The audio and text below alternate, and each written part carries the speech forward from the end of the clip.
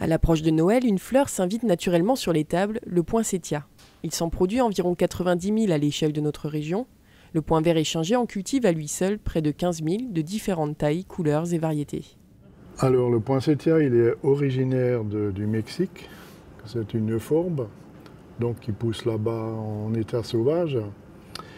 Et elle a été acclimatée en 1780 ou un truc comme ça par un Américain qui s'appelle Monsieur Poinsett, qui l'a découvert et qui a trouvé qu'on pouvait en faire une plante d'ornement qui fleurit à la période de Noël, puisqu'elle inducte la couleur à la chute du durée de la journée vers le mois de septembre, et donc se met au rouge à l'époque de Noël.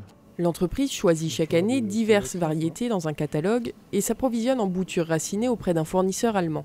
Elle commence ses premières plantations mi-juillet et étale les plantations suivantes jusqu'au mois d'octobre pour obtenir des poinsettias de plus ou moins grande taille.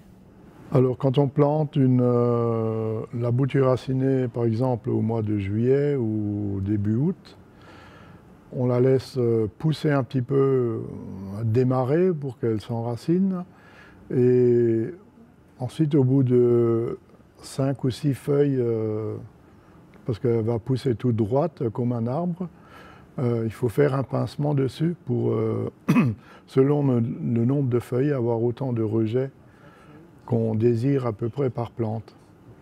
Et donc après, la croissance continue, on arrose à l'eau, on la nourrit avec de l'engrais régulièrement, et ça donne une plante bien compacte pour qu'elle arrive au stade final qu'on désire. Alors le rouge, ce n'est pas la fleur. La fleur, ce sont les petites sillades jaunes qui sont contenues à l'intérieur, au cœur, de la bractée, et c'est la bractée qui rougit avec la diminution de la durée du jour fin août, mi-septembre.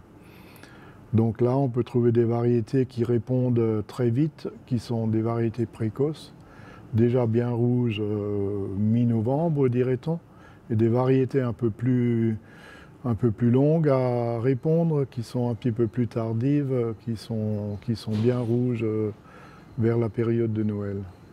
La même variété cultivée à deux périodes différentes peut plus ou moins réussir.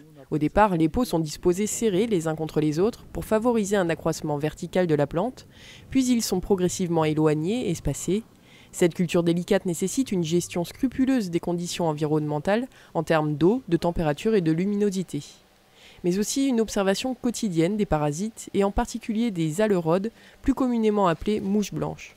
Alors on a laissé tomber la lutte chimique pratiquement, puisque maintenant on peut trouver des petits bio-agresseurs. Ce sont des petites araignées qu'on accroche par des sachets sur les plantes ou par saupoudrage par-dessus.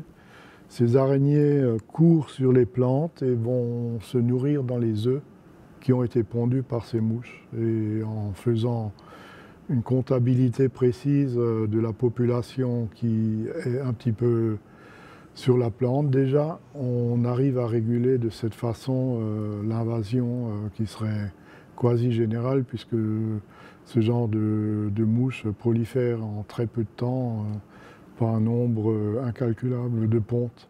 Pour suivre au quotidien les populations de mouches blanches, des plants d'aubergines qui les attirent particulièrement sont installés au milieu des poinsettias.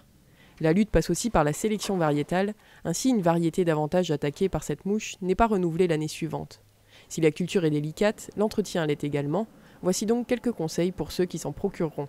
La plante demande un endroit relativement clair dans la maison, pas trop de chaleur, un petit peu d'eau, mais pas trop d'eau, selon les températures intérieures, puisque l'excès d'eau peut très vite faire pourrir la plante au niveau des racines, et donc là c'est le problème majeur.